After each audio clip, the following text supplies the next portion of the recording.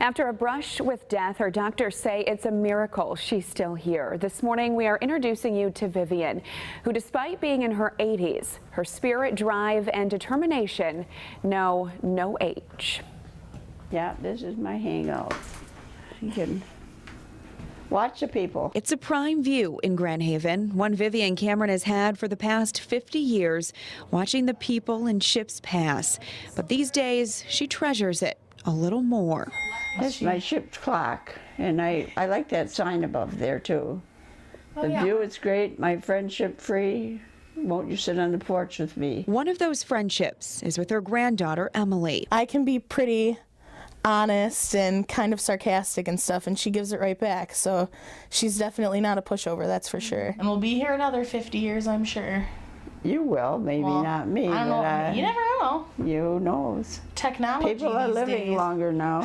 Emily moved in with Vivian just over a year ago after her health took a scary turn. I don't remember much after I got there, but after about 3 nuclear tests, they found out that I had an ulcer on my sigmoid colon.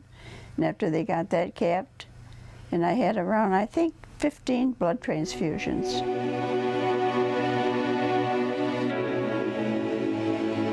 Vivian ended up with sepsis, spending about a week on life support. They called my family in about 3 in the morning and they said that they didn't think I was going to make it. That's when the priest read her last rites, and our families all gathered around crying and really upset because we didn't know what was going to happen. At 87 years old, the chance of Vivian pulling through was slim. Power of prayer, like I said, if doctors can do so much, and then comes God. And with her family beside her, Vivian kept fighting. Wasn't ready to give up, and I hope I live for a while yet. But her road to recovery wouldn't be easy. After being released from the hospital, she spent weeks at a rehab center working to gain back her strength. Them telling her, that she probably wasn't going to walk, and if she was, it was going to be a really hard struggle.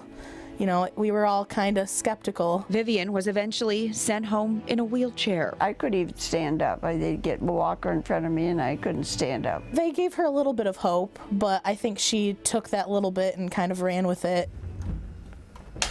They asked me what my goal was, and I said, I want to walk. I don't want to be in a wheelchair. When he built this little ramp for me for my walker. With the help of therapists from Spectrum Health's Visiting Nurse Association and a lot of hard work, Vivian is back to where she was a year ago. And the Victrola, I got that at an estate sale. Started walking around and doing everything she could by herself. She didn't want me to help her unless she absolutely needed it. You got to keep fighting.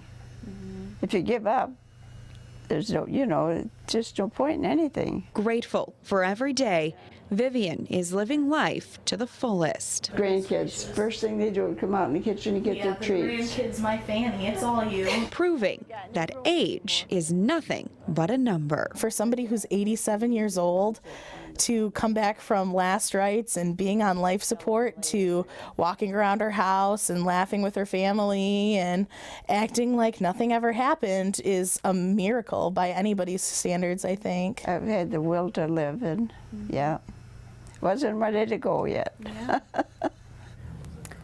Well, Vivian has a few things on her list of things she still wants to do. First, get back to cooking, and second, next spring, take a walk down the boardwalk. And there's no doubt in my mind she will accomplish whatever she puts her mind to. And I want to hear your story of how you or someone you know beat the odds. Email me at beatingtheodds@fox17online.com. She's a tough lady.